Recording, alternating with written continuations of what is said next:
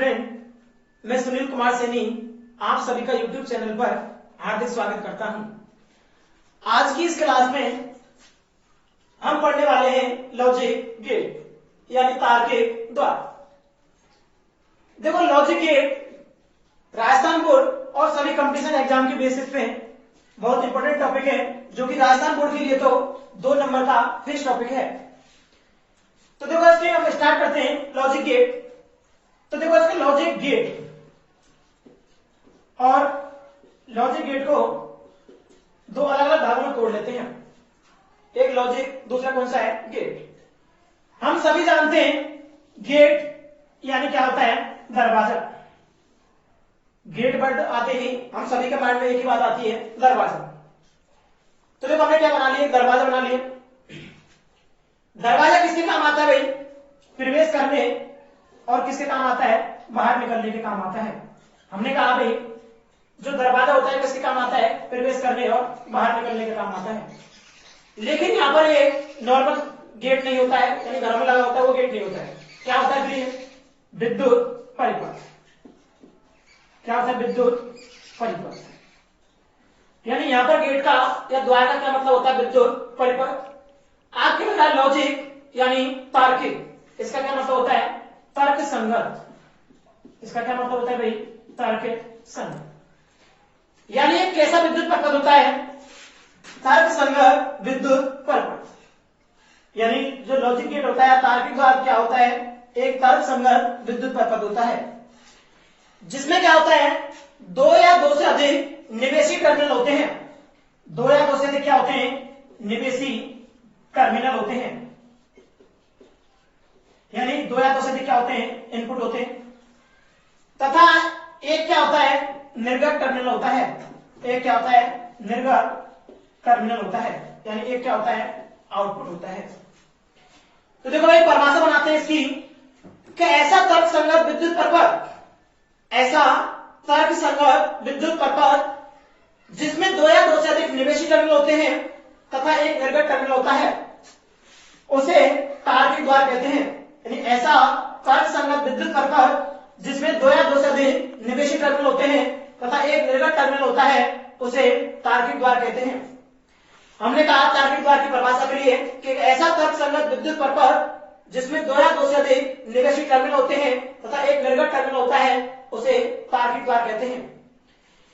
देखो, इसके बाद पढ़ते हैं तार्किक द्वार के प्रकार यानी टाइप ऑफ लॉजिक गेट। देखो, तार्किक द्वार मूल रूप से 3 प्रकार का होता है। तार्किक द्वार मूल रूप से कितने प्रकार का होता है? 3 प्रकार का। देखो, नंबर 1 कौन सा होता है? And gate. नंबर 1 होता है एंड गेट, जिसे हिंदी में कहते हैं हम अथ द्वार। जिसे हिंदी में क्या कहते हैं हम? अथ द्वार। दूसरा होता है और गेट, जिसे हिंदी में कहते हैं हम अपी द्वार। जिसे हिंदी में क्या कहते हैं? अपी द्वार।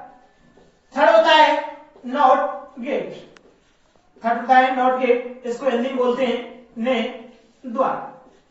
इसको हिंदी में कहते हैं ने द्वार। तो लॉजिक गेट 3 प्रकार के कौन कौन से होते हैं? नंबर 1 एंड गेट यानी अथ द्वार होता है। दूसरा और गेट यानी क्या होता है? अपी द्वार होता है। थर्ड होता है नॉट गेट यानी क्या होता है? ने द्वार होता है। अब देखो, हम लॉजिक गेट पढ़ते हैं नंबर 1 एंड गेट। सबसे पहले कौन सा गेट पढ़ते हैं हम? And gate.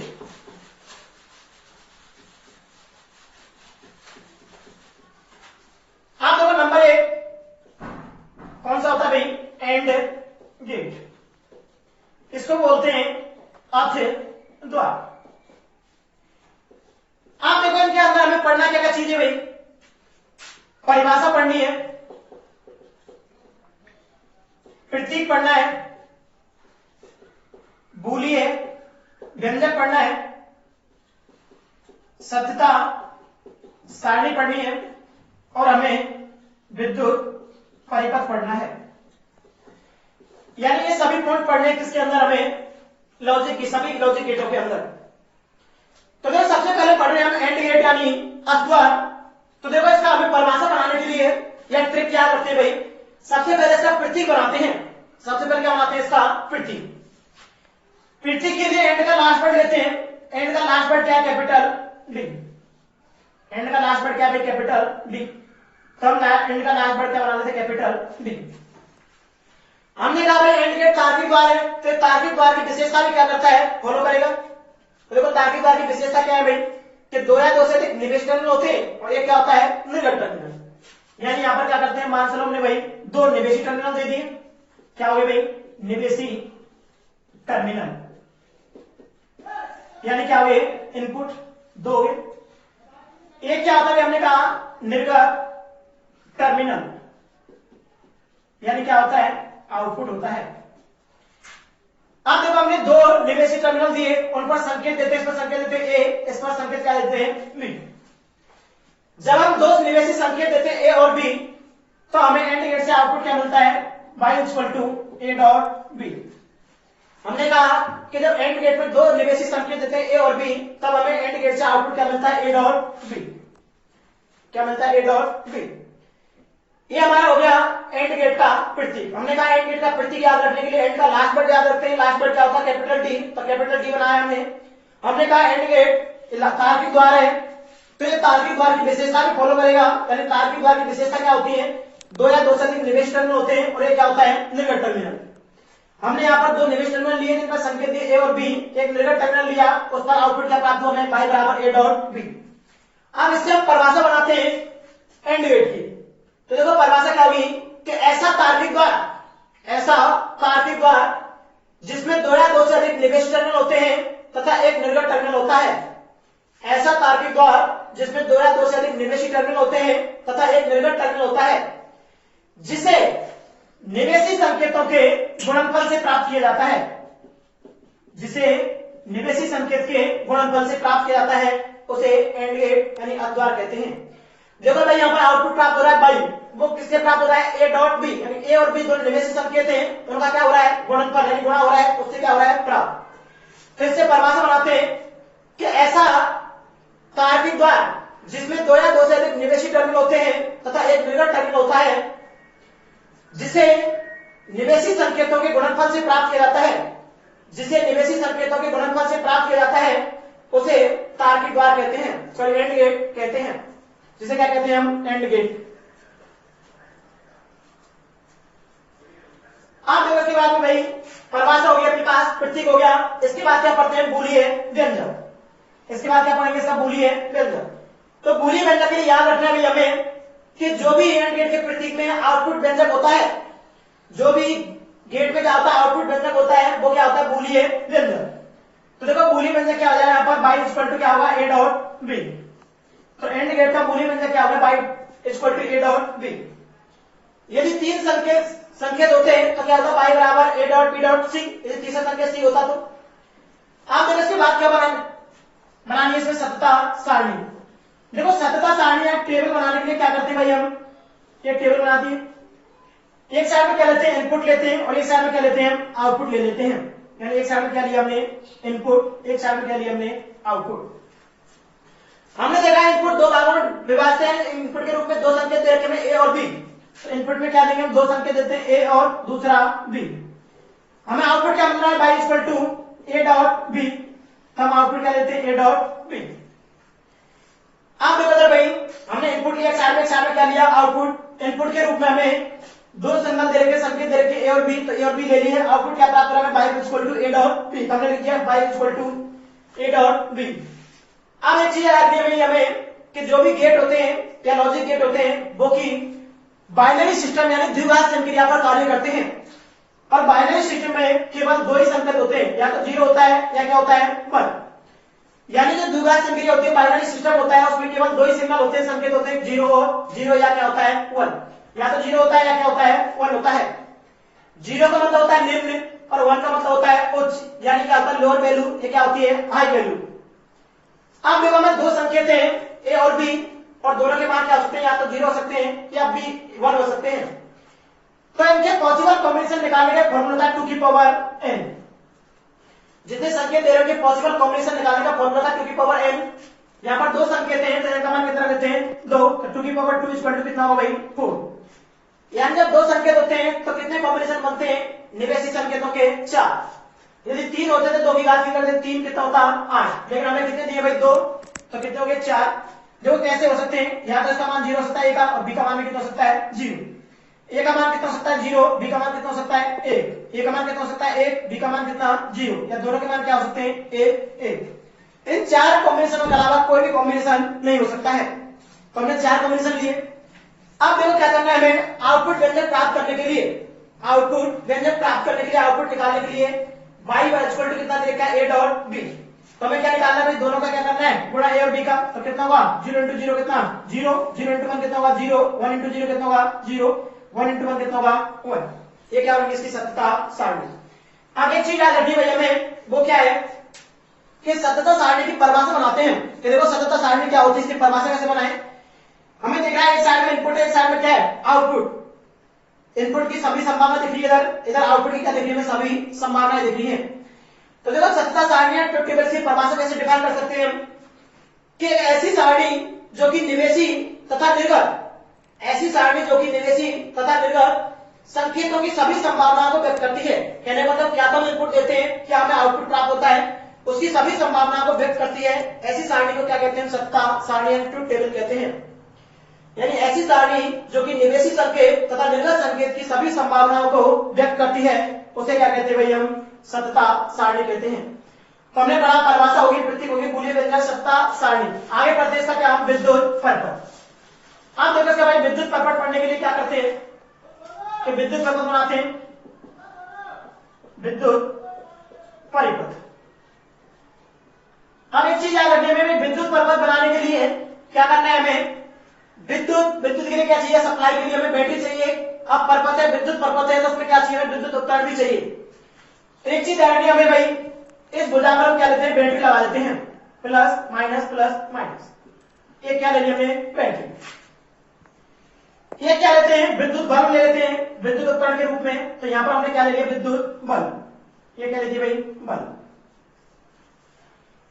इसके नीचे वाले सिरे या टर्मिनल को क्या करते हैं, आपस में जॉइंट कर देते हैं।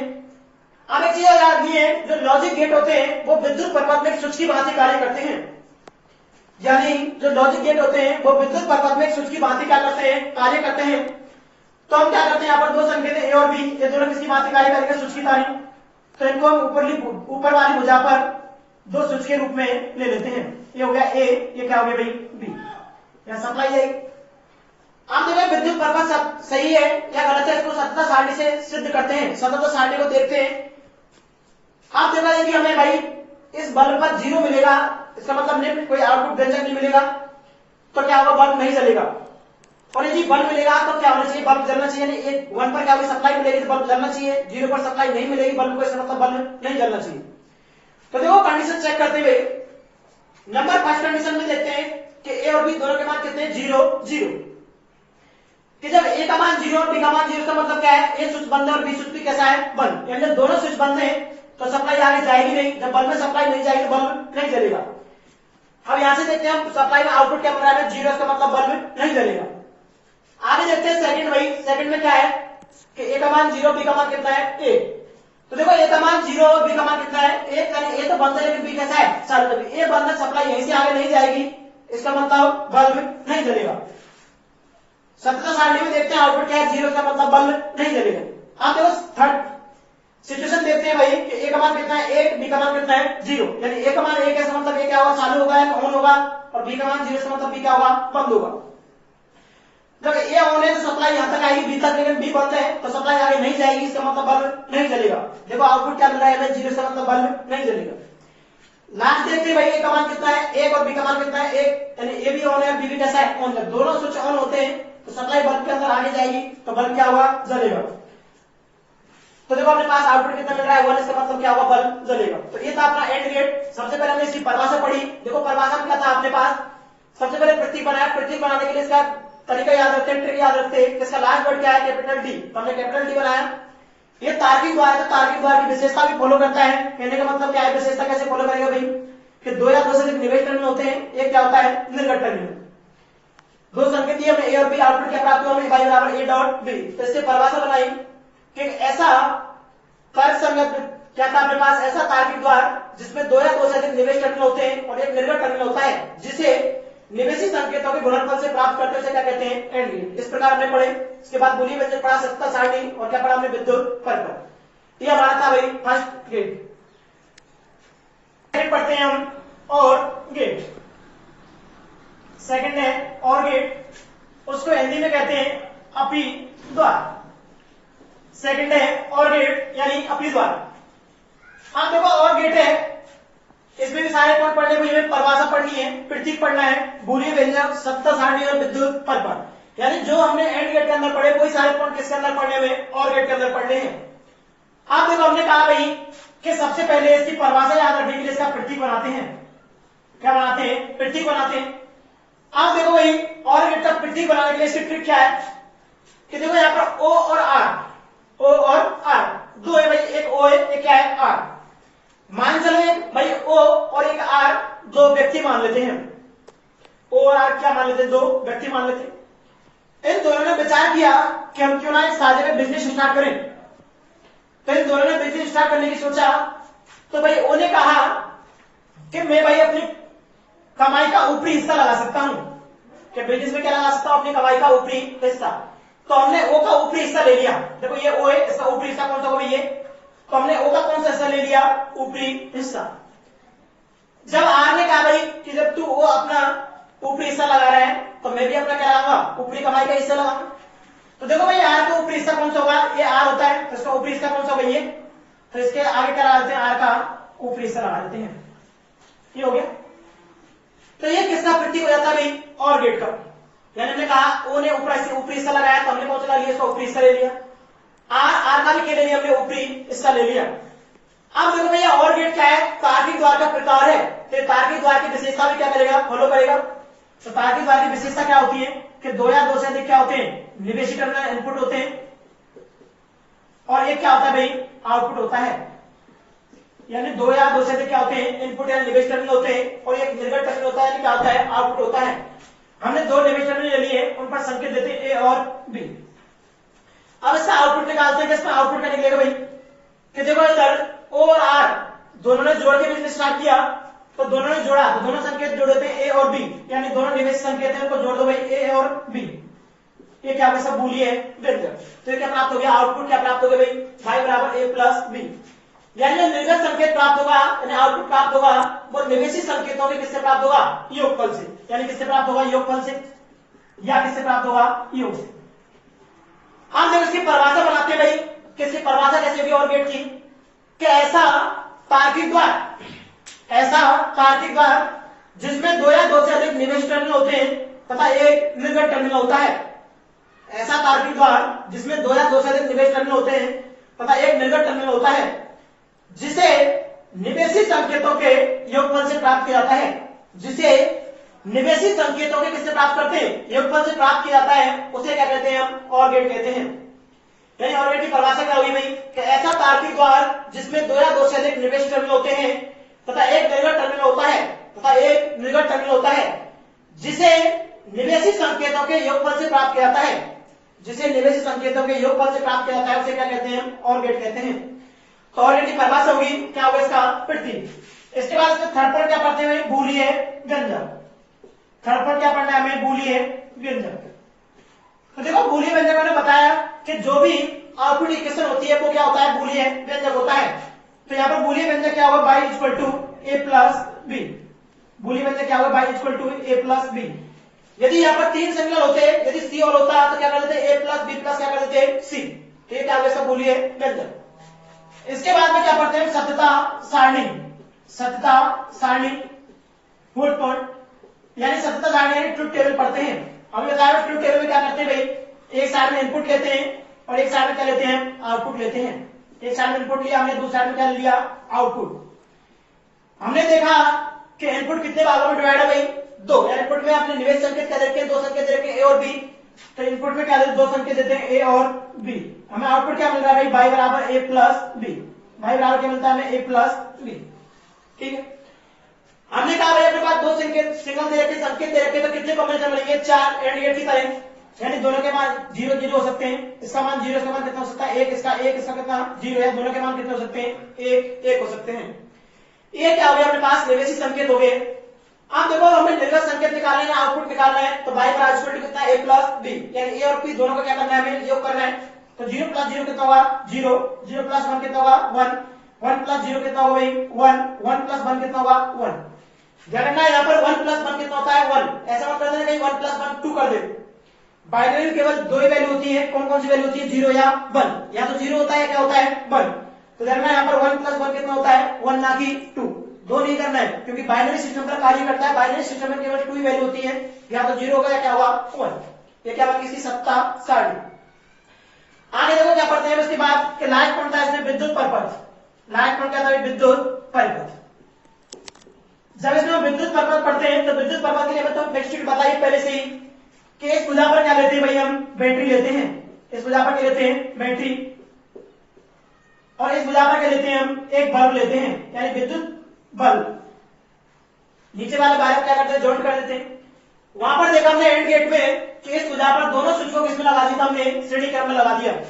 लेकिन यहाँ पर हमने बताया पर जब प्रतीक बनाया उस टाइम कि ओ और आर दोनों व्यक्ति माने हमने दोनों ने समान पैसा लगाया, बिजनेस स्टार्ट किया तो उन्होंने दोनों पैसा लगाया, समान पैसा समान हो गए वो। तो ध्यान रखने भाई कि इस भुजा पर दोनों स्विच ए और बी उन दोनों को किसमें लगा देते हैं समांतर क्रम में लगा देते हैं। दोनों स्विच को किसमें लगा देते हैं समांतर क्रम में, ये हो गया ए क्या हो गया बी। तो ये विद्युत परिपथ हो गया किसका भाई और गेट का, यानी ये क्या होता है और गेट का विद्युत परिपथ। और वही चीज देखते हैं फिर से यहाँ कि विद्युत परिपथ को देखते हैं चेक करते हैं सही है गलत है, तो फिर तेजी से देखते हैं। तो देखो पहली सिचुएशन में क्या है ए का मान 0, बी का मान कितना है 0, यानी ए और बी 0 दोनों का मान कितना है 0, यानी दोनों स्विच कैसे बंद है। जब दोनों स्विच बंद है तो यहां से सप्लाई आगे नहीं जाएगी, इसका मतलब बल्ब में कोई सप्लाई नहीं जाएगी, तो बल्ब नहीं जलेगा। जब ये बल्ब नहीं जलेगा तो देखो हम यहां से देखते हैं भाई आउटपुट क्या बन रहा है 0, का मतलब बल्ब नहीं जलेगा। सेकंड सिचुएशन में देखते हैं भाई ए का मान कितना है 0 और बी का मान कितना है 1, यानी जब ए का मान 0 है तो ये तो कैसे रहेगा बंद रहेगा, लेकिन बी का मान 1 है तो इसका मतलब बी कैसे रहेगा ऑन रहेगा, यानी बी स्टार्ट रहेगा चालू रहेगा। तो देखो सप्लाई कहां जाएगी, बी बाहर में होकर चली जाएगी सप्लाई आगे बल्ब में, यानी इस बाहर में होकर सप्लाई कहां जाएगी बल्ब के अंदर। जब इसका बाहर के अंदर सब होती हुई सप्लाई कहां जाएगी बल्ब तक जाएगी तो बल्ब क्या होगा जलेगा। देखते हैं आउटपुट क्या मिल रहा है 1, इसका मतलब क्या होगा बल्ब जलेगा। थर्ड देखते हैं भाई ए का मान कितना है 1, बी का मान कितना है 0, कहने का मतलब है ए क्या ऑन है बी कैसा है बंद, तो सप्लाई कहां चली जाएगी ए बाहर होकर चली जाएगी, यानी जब सप्लाई ए बाहर होकर बल्ब के अंदर जाएगी तो बल्ब जलेगा। तो आउटपुट दिख रहा है क्या है भाई यहाँ पर 1 है, इसका मतलब क्या होगा बल्ब जलेगा। लाइट देखते हैं भाई अपने पास ए और बी दोनों के मान कितने 1 1 है, यानी दोनों स्विच कैसे भाई ऑन रहेंगे, जब दोनों स्विच ऑन रहेंगे तो क्या होगा बल्ब जलेगा। तो देखो अपने पास 1 मिल रहा है, इसका मतलब क्या होगा बल्ब जलेगा। ये क्या होगा इसका विद्युत परिपथ। देखो थर्ड है लॉजिक गेट है not gate. Third logic gate कौन सा भाई नॉट गेट। इसको हिंदी में बोलते हैं ने द्वार, हिंदी में क्या कहते हैं भाई ने द्वार। आप देखो नॉट गेट पढ़ते हैं भाई, देखो नॉट का मतलब होता है मना करना, नॉट का मतलब क्या होता है भाई मना करना, यानी नॉट गेट है ये क्या करता है भाई एक बार में जो तार्किक द्वार की विशेषता है उनके लिए क्या करता है मनी, यानी उनको फॉलो नहीं करता है। जब उसे दूसरी बार कहते हैं दोबारा से क्या करता है उनको फॉलो करता है, यानी एक बार तो उनको मना करेगा, एक बार तो क्या करता है उनका विरोध करता है। तो देखो सारे पॉइंट में कैसे याद रखते हैं भाई कि ट्रिक बनाते हैं इसके नॉट गेट के प्रतीक के लिए कि नॉट का लास्ट वर्ड लेते हैं कैपिटल टी, नॉट का लास्ट वर्ड क्या लेते हैं कैपिटल टी। टी से बनाते हैं ट्राइंगल, टी से क्या बनाते हैं ट्राइंगल यानी त्रिभुज। क्या बनता है भाई त्रिभुज, ये क्या होगा त्रिभुज। पहले बताया हमने नॉट गेट एक बार में क्या करता है मना करता है, तो इसमें कहा भाई त्रिभुज जैसी सिचुएशन आकृति तो होगी लेकिन ऐसी नहीं होगी। कैसी होगी फिर भाई, इस त्रिभुज को कैसे कर देते हैं कि टेढ़ा कर देते हैं, ठीक। या फिर लास्ट वर्ड लेते हैं नॉट का टी, टी से बनाते हैं ट्राइंगल त्रिभुज। ये त्रिभुज ले लिया हमने भाई, त्रिभुज जैसी आकृति किसकी होगी भाई नॉट गेट की। फिर से बात आती है कि तार्किक द्वार है तो तार्किक द्वार की विशेषता फॉलो करना चाहिए, यानी 2 या 2 से अधिक क्या होना चाहिए निवेशी और एक क्या होना चाहिए निर्गत टर्मिनल होना चाहिए। जबकि नॉट गेट में क्या होता है केवल एक निवेश टर्मिनल होता है और एक ही क्या होता है निर्गत टर्मिनल होता है, यानी आसमान अपवाद होता है कि नॉट गेट में क्या होता है केवल एक निवेश संकेत होता है और एक ही क्या होता है निर्गत संकेत होता है, यानी एक इनपुट होगा और एक ही क्या होगा इसमें आउटपुट होगा। आप देखो भाई इनपुट देते हैं हम ए, तो यहां पर ध्यान रखना आउटपुट बाई इक्वल टू कितने मिलता है ए बार, आउटपुट बाई स्टूडेंट कितना मिलता है, एक बार। कहने का मतलब है ये नॉट मना कर रहा है, यानी इसमें हम 0 देते हैं तो आउटपुट क्या देगा 1, और यदि इनपुट में एक 1 देते हैं तो आउटपुट में क्या मिलेगा हमें, 0 मिलेगा। यानी 0 देते हैं 1 और 1 देते हैं क्या मिलता है हमें, 0 मिलता है। अब देखो इस बार का मतलब क्या होता है, बार लगता है किसी राशि के ऊपर, इसका मतलब क्या होता है, व्युत्क्रम। क्या होता है भाई, व्युत्क्रम। व्युत्क्रम मतलब उल्टा, यानी मैंने कहा 0 देते हैं 1 मिलता है, 1 मिलता है तो देते तो क्या मिलता है, 0, यानी उल्टा करता है। तो देखो इसकी परिभाषा कैसे बनाते हैं कि ऐसा तार्किक द्वार जिसमें एक निवेशी टर्मिनल होता है तथा एक निर्गत टर्मिनल होता है, ऐसा तार्किक द्वार जिसमें एक निवेश टर्मिनल होता है तथा एक ही निर्गत टर्मिनल होता है, जिसे निवेशी संकेत के व्युत्क्रम से प्राप्त किया जाता है, जिसे निवेशी संकेत किससे प्राप्त करते हैं, व्युत्क्रम से, उसे नॉट गेट कहते हैं। यानी आप नॉट गेट की परिभाषा क्या होगी भाई,